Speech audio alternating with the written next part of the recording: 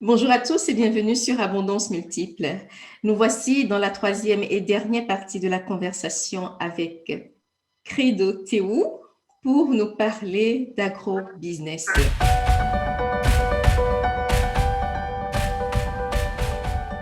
Sans plus tarder, nous allons rentrer dans le vif du sujet. Nous avons déjà eu l'occasion de la connaître en long et en large dans les deux premières émissions. Et donc, Credo, CAT, qu'est-ce que c'est? Sarl, déjà, c'est le comptoir agricole du terroir. C'est une entreprise qui est dans l'agrobusiness et dans les services connexes.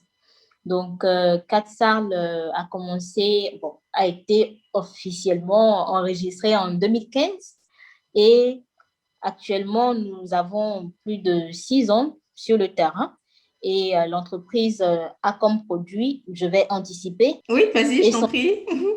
D'accord. Et le premier produit qu'exploite CAT aujourd'hui, c'est le soja. Ton père a eu l'occasion d'en parler un peu plus dans la conversation que j'ai eue avec lui. Pourquoi le soja? Déjà parce que entre le soja et mon père, c'est une très très longue histoire d'amour, je vais le dire comme ça, qui date de quand j'étais toute petite, donc déjà plus de 25 ans. Et il a travaillé très très très longtemps dedans. Je vais dire, c'est une céréale qu'il aime beaucoup parce que mon père, il est fan de la santé et le soja a beaucoup de propriétés. Donc, ça a commencé comme ça. Et ensuite, il a conduit des projets essentiellement autour du soja. Donc, il a voulu, en fait, moi, je pense qu'il s'est toujours vu dans le soja. Et c'est pour ça que CatStar aujourd'hui est dans le soja, je dirais ça. D'accord, ok. Et à part le soja, est-ce que vous développez d'autres produits agricoles? Oui, oui, actuellement, nous sommes en train d'aller vers la transformation du manioc, même si on avait commencé avant en petite quantité. Il y a une industrie qui a été installée à Katsal maintenant de transformation de manioc en farine. Quatre comptoirs agricoles du terroir. Est-ce que vous profitez aussi de l'expérience terrain de plusieurs années, surtout de ton papa, pour accompagner d'autres agriculteurs pour développer leur exploitation, par exemple? Oui, bien sûr. Déjà, il faut dire que quand vous êtes une entreprise qui veut faire du bio, il faut forcément accompagner les producteurs. Donc, sans producteurs, il n'y a pas de marchandises, et il n'y a pas d'entreprise, en fait. Et CATSA accompagne plus de 3000 producteurs dans la région des plateaux essentiellement et démontre les bonnes techniques de culture de soja biologique. Bon, de culture biologique en général parce qu'on a besoin que les sols soient sains. Donc, on les accompagne. Et aussi, il faut dire que CATSA est très associé à Arrêt Togo, qui est l'association des ruraux épanouis du Togo. Et Oui. Arrêt, dans sa vision de permettre aux, aux ruraux d'être épanouis, les accompagne aussi sur comment est-ce qu'ils peuvent comment je vais dire, S'autosuffire. s'autosuffire Oui. par rapport au côté alimentaire, même comment épargner, comment pouvoir vivre sainement et comment être épanoui dans son environnement. Donc, oui, on accompagne les entrepreneurs, les paysans, les producteurs de soja. Et oui, ce sont des personnes qui sont très, très importantes pour l'entreprise. Ok. Tu as parlé tout à l'heure de bio. Est-ce que vous avez la certification bio qui vous permet, par exemple, de pouvoir exporter vos marchandises, vos productions? Notre marchandise est certifiée, même si ce n'est pas CATSARL qui a la certification, parce que nous travaillons avec un client, bon, je ne vais pas donner son nom ici, Oui, bien nous sûr. travaillons, voilà, on a un client qui exporte le soja, donc ce client a pour obligation de certifier tous les agrégateurs qu'il accompagne. Donc, il envoie ses agents pour la certification, pour le suivi du processus, pour s'assurer que ce qu'il récolte pour l'exportation est vraiment bien correspond aux normes. Donc, la marchandise est certifiée et nous sommes nous-mêmes en train de faire la procédure pour arriver à la certification parce que nous estimons que avec tout ce qu'on a comme expérience, je dirais que papa est l'un des premiers au Togo à avoir touché au soja. Il est temps que nous exportons notre propre marchandise et il est temps que nous montrons vraiment tous, bon, à nos clients que nous sommes arrivés à une autre étape de notre activité et que nous sommes certains de ce que nous faisons. Mhm. Une des faiblesses de l'économie togolaise est de ne pas proposer suffisamment de produits transformés. Le soja que vous récoltez, comment le commercialisez-vous sur le marché? D'abord, le soja que nous récoltons, il y a une bonne partie qui est destinée à l'exportation, comme je viens de le dire, et il y a une petite partie qui est destinée à la consommation animale. Donc, ce sont des provenderies qui achètent ce soja et qui le mettent en fait dans leur préparation pour les animaux, les bétails, les volailles. Et donc, il n'y a pas Et de transformation. la seule transformation que nous faisons aujourd'hui du soja, c'est quand nous l'utilisons pour l'incorporer dans les farines, comme les farines de bouillie ou bien les farines panifiables, donc pour faire du pain. Mhm. Et des petits mets comme les botocoins, bon, les gaots plutôt, Oui. ou bien le fromage, ou bien du lait. Mais ce ne sont pas des... tu viens de le dire que c'est une des faiblesses en fait de notre économie. Nous ne transformons pas, nous ne pouvons pas transformer vu que nous n'avons pas d'industrie. Donc, il y a que des... Est-ce que ça demande vraiment une infrastructure importante pour transformer le soja en huile, par exemple? Le soja est transformé en huile au Togo, mais ce sont toutes des petites unités. Ce n'est Mhm. pas comme le soja que nous produisons au Togo est vraiment, vraiment beaucoup. C'est une quantité très importante. Donc, on n'a pas aujourd'hui les infrastructures pour transformer tout ce soja-là en huile. Et aussi, il faut avoir un marché pour un produit avant de s'aventurer vers une transformation en grande masse. Est-ce qu'il y a des études qui ont été faites pour trouver des marchés aux produits dérivés du soja? Je ne crois pas. Donc, quand ça n'est pas fait et que toute la politique du pays est autour de l'exportation de ce produit bio vers l'extérieur, pour l'instant, on ne peut qu'aller dans cette direction. Mais nous, notre rêve à long terme, c'est de trouver des marchés pour les produits, ne serait-ce que la transformation semi-finale. Même Mhm. si ce n'est pas la transformation finale, ajouter un peu de valeur avant de l'exporter et arriver à trouver des marchés pour les différents dérivés de ce produit à l'étranger afin de pouvoir l'exporter en produit final avec une réelle valeur ajoutée. Il y a une vidéo que j'ai faite dernièrement où je parlais en fait du fait que plus de 35 ans de transformation de soja en lait et on n'est toujours pas arrivé à trouver les moyens de pasteuriser ce lait pour qu'il puisse être conservé dans de bonnes conditions sur une longue durée. Si quelqu'un s'aventure aujourd'hui à transformer le soja en lait et qu'il n'a pas les techniques qu'il faut, il va assumer de grosses pertes parce que le soja en lait se gâte très, très vite. Une petite fermentation et c'est fini. Donc, on n'a pas encore toutes ces techniques pour avoir du soja en lait, ne serait-ce qu'en lait disponible pour la population. Vous êtes obligé d'aller au supermarché si vous voulez avoir du lait et c'est vendu dans des petits cartons en cubes venus de l'étranger, dans des pays qui ne produisent même pas.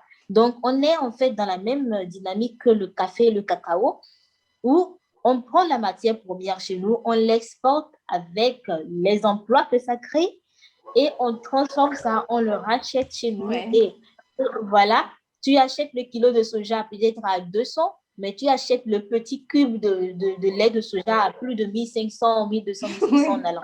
tout Donc, à en fait. fait, voilà, il y a un réel problème qui se pose. On a besoin de techniques et c'est pour ça aussi qu'il faut que les gens de la diaspora qui maîtrisent les techniques qui sont apprises là-bas commencent pas à penser à rentrer au pays parce que eux, ils vont encore plus vite réussir dans l'agroalimentaire vu qu'ils ont des contacts de l'autre côté, vu qu'ils ont appris des réelles techniques de l'autre côté et vu qu'ils ont une autre, ils ont déjà rencontré, ils ont parcouru le monde, ils savent comment on peut faire pour que ça aille mieux.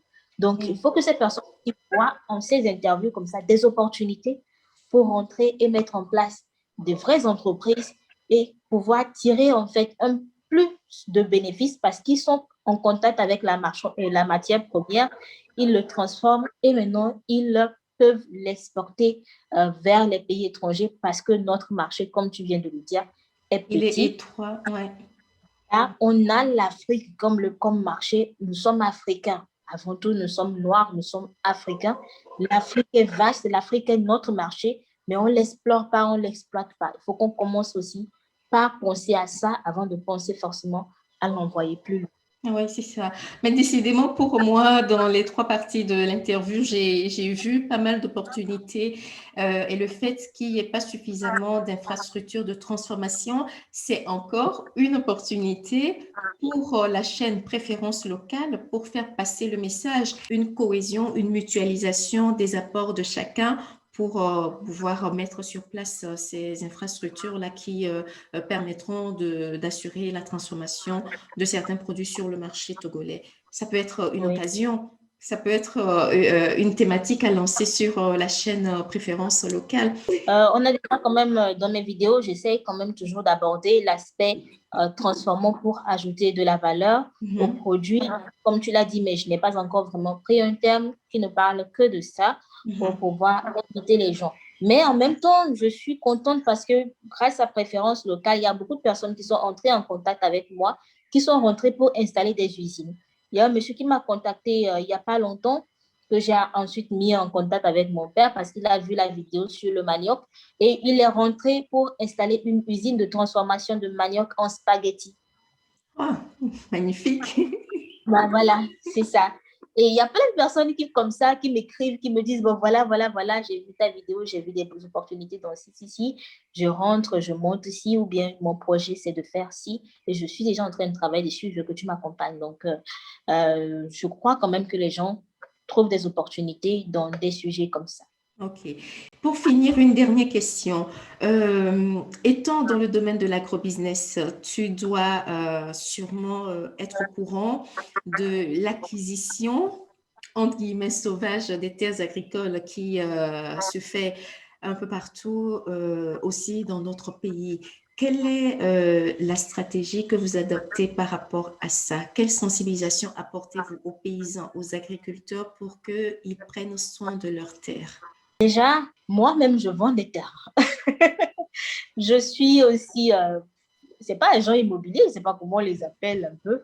Je vends des Agro-immobilier. En fait, quand je terres. parle de l'acquisition, c'est l'acquisition sauvage par des étrangers qui Ouais, je dépossèdent, comprends. oui, qui Je dépossèdent vais vers les là. paysans, oui.